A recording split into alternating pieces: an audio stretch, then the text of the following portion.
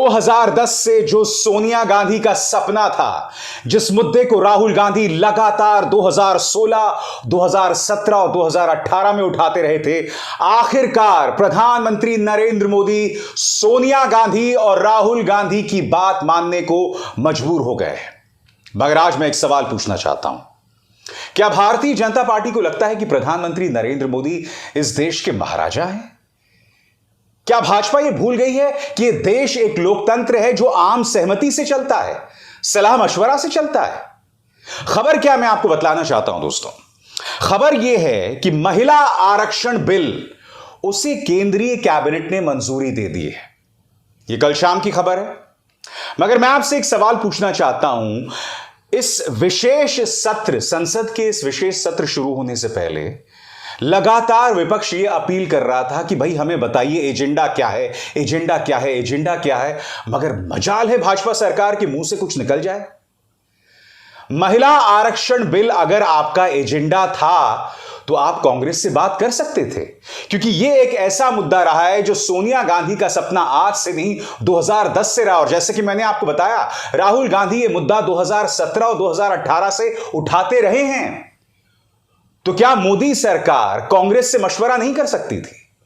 क्योंकि 2010 जब से कांग्रेस इसे लाने की कोशिश कर रही थी, उस दौर से ही भाजपा और कांग्रेस की सोच लगभग एक सी रही है दोस्तों। मगर सबसे पहले मैं आपको बतलाना चाहता हूं कि किस तरह से 2010 से कांग्रेस महिला आरक्षण बिल लाना चाहती थी, मगर जाहिर सी बात है दोस्तों, उनके पास बहुमत नहीं था और इसलिए वो नहीं ला पाए। 2010 में जब ये राज्यसभा में पारित हुआ था, तब इसको लेकर सोनिया गांधी कितनी खुश थीं और उन्होंने उस वक्त न्यूज 18 को क्या कहा था, सुनते हैं। Today we have actually the woman of the moment, Mrs. Sonia Gandhi. Really, first your comments on this. This is a huge achievement for the Congress, for the UP, and for you personally. Yes, of course, we have been waiting for years because you will know that it was Rajiv Gandhi's, my husband's, vision and promise. And the Panchayati Raj, in fact, was going to be the beginning. और मैं आपको बतलाना चाहता हूं कि राहुल गांधी लगातार पिछले 5-6 सालों से, इनफैक्ट 6-7 सालों से मुद्दा उठाते रहे। आपके स्क्रीन पर राहुल गांधी का यह बयान जो उन्होंने 16 जुलाई 2018 को दिया था, अंग्रेजी में उनका ये ट्वीट है, उनका ये बयान है, और मैं उसे हिंदी में उसका अनुवाद करना चाहता हूं। आप देख सकते हैं राहुल गांधी ने बाकायदा ये खत लिखा था प्रधानमंत्री नरेंद्र मोदी को 16 जुलाई 2018 को, जिसमें उन्होंने कहा था कि हमारे प्रधानमंत्री कहते हैं कि वो महिलाओं के उत्थान में विश्वास करते हैं। अब बहुत जरूरी हो जाता है कि वो दलगत राजनीति से ऊपर उठें और महिला आरक्षण बिल को तुरंत पास करवाएं। कांग्रेस उन्हें अपना पूरा समर्थन देगी बगैर शर्तों के। राहुल गांधी ने यह खत लिखा था। एक और बयान राहुल गांधी का, और यह बयान उन्होंने दिया था 13 दिसंबर 2017 को। वुमेन्स रिजर्वेशन बिल पर कोई अगर मगर नहीं होगा। जैसा हमने जीएसटी को बदलने के लिए दबाव डाला, उससे ज्यादा दबाव हम डालेंगे। सरकार को क्लियर मैसेज देंगे कि आपको वुमेन्स रिजर्वेशन बिल पारित करना ही पड़ेगा, कांग्रेस उन्हें कोई चॉइस नहीं देगी। तो आपने देखा 2010 से सोनिया गांधी और उसके बाद राहुल गांधी इसको लेकर दबाव बनाते रहे। क्या यही वजह है कि प्रधानमंत्री नरेंद्र मोदी ने इस मुद्दे पर कांग्रेस के साथ सलाह मशवरा नहीं किया? यह सवाल उठना चाहिए। कल ही संसद के विशेष सत्र शुरू होने से पहले प्रधानमंत्री ने कहा था विपक्ष को कि रोना बंद कीजिए, करते रहिए, रोते रहिए। प्रधानमंत्री, जरूरी हो जाता है कि विपक्ष को भड़काने, तंज कसने, उसे अपमानित करने के बजाय उनसे मशवरा कीजिए। इससे आपकी इज्जत कम नहीं हो जाएगी। हां, यह बात अलग है कि अगर आपको भी लग रहा है कि इस संगोल युग में, इस अमृत काल में आप भारत के महाराजा हैं और आपको ऐसा करने की बिल्कुल भी जरूरत नहीं, तो मैं नहीं जानता हूं। मगर मैं उम्मीद करता हूं कि ऐसी कोई सोच आपके जहन में नहीं होगी। दोस्तों, मैं आपको याद दिलाना चाहूंगा कि महिला आरक्षण बिल एक ऐसा मुद्दा है जिस पर कांग्रेस और भाजपा की सोच में ज्यादा फर्क नहीं रहा है। हालांकि 2010 में इसका विरोध गोरखपुर के सांसद और मौजूदा उत्तर प्रदेश के मुख्यमंत्री आदित्यनाथ ने की थी। याद कीजिएगा 2010 में क्या कहा था मुख्यमंत्री आदित्यनाथ ने, जो उस वक्त सांसद हुआ करते थे। सुनते हैं। जिन स्थितियों में और जिन परिस्थितियों में विधेयक आया है, इस संसद के 99% सदस्य इसके विरोध में हैं। केवल एक दो लोग इधर, एक दो लोग उधर केवल जबरदस्ती करने का प्रयास करेंगे तो मुझे लगता है उसके परिणाम लोकतंत्र के लिए भी ठीक नहीं होंगे और मुझे लगता है कि किसी के हित में नहीं। तो दोस्तों, महिला आरक्षण विधेयक हकीकत बन सकता है, हम ये उम्मीद करेंगे, क्योंकि इस सरकार का रिकॉर्ड होता है कि जो बिल इन्हें पारित करवाने होते हैं वो हर कीमत पर पारित करवा लेते हैं, फिर चाहे इनके पास बहुमत हो या ना हो। मगर आज मैं एक और चीज कहना चाहता हूं। बहुत अच्छी बात है, महिला आरक्षण विधेयक पारित हो रहा है और इसको लेकर मोदी सरकार का स्वागत किया जाना चाहिए, उनकी तारीफ की जानी चाहिए। मगर अगर आप महिला सम्मान के प्रति ईमानदार हैं तो आज मैं आपके सामने कुछ तथ्य रखना चाहता हूं। अगर आप महिला सम्मान में वाकई विश्वास करते हैं तो बृजभूषण शरण सिंह, जो आप ही के सांसद हैं, उन पर कार्रवाई कीजिए, उन्हें सम्मान देना बंद कीजिए। बलात्कारी राम रहीम, जिन्हें आप पैरोल पर रिहा करवाते रहते हैं, उनको लेकर अपना सम्मान बंद कीजिए।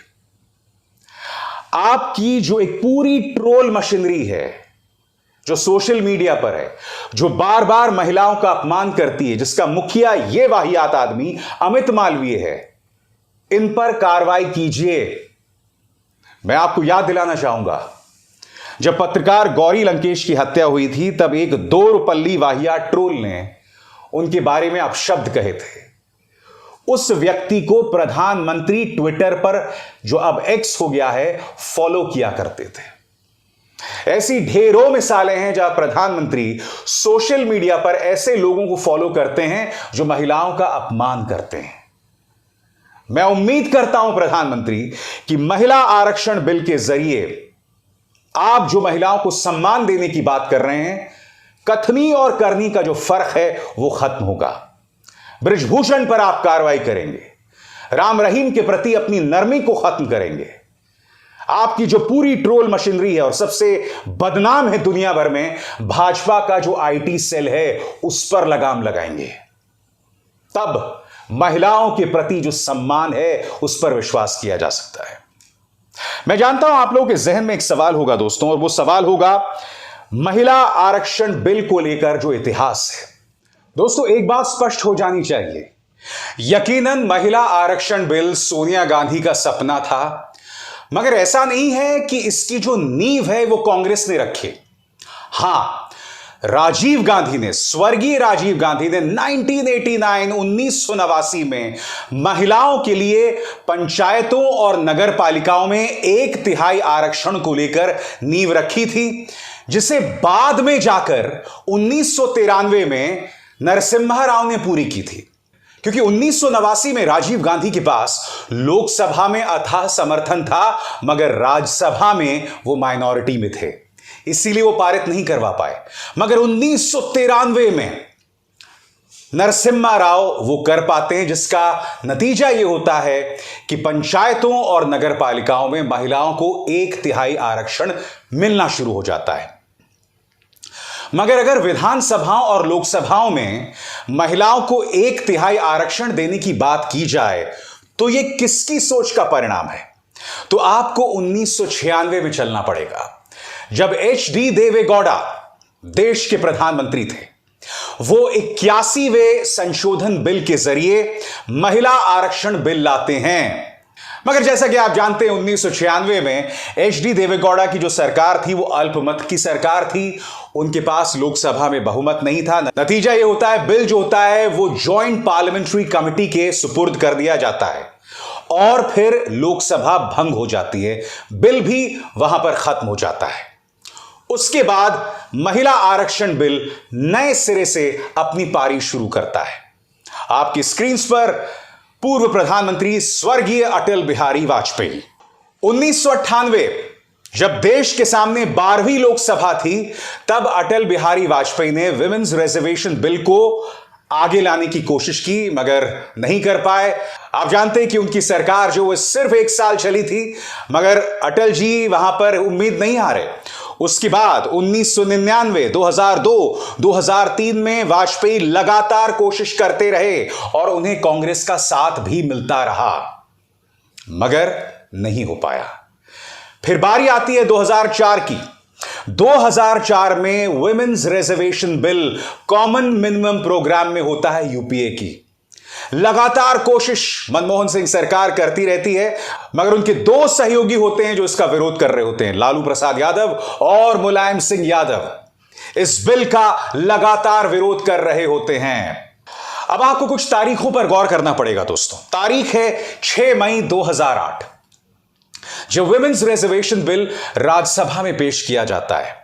मैं आपको बतलाना चाहता हूं दोस्तों कि गीता मुखर्जी कमेटी जो थी, उन्होंने जो सिफारिशें की थी, 7 सिफारिशों में से 5 को मान लिया जाता है और उसके बाद इस विधेयक को जो है स्टैंडिंग कमेटी को भेज दिया जाता है। तारीख है 9 मई 2008।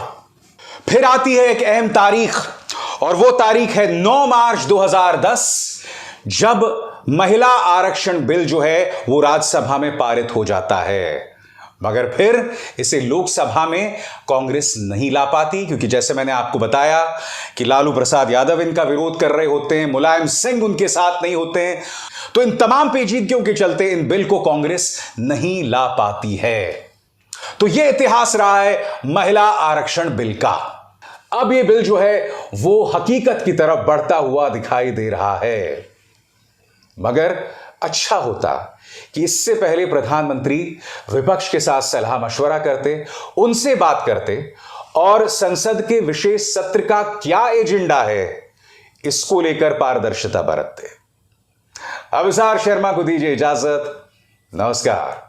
स्वतंत्र और आजाद पत्रकारिता का समर्थन कीजिए, सच में मेरा साथी बनिए। बहुत आसान है दोस्तों, इस ज्वाइन बटन को दबाइए और आपके सामने आएंगे ये 3 विकल्प, इनमें से एक चुनिए और सच के इस सफर में मेरा साथी बनिए।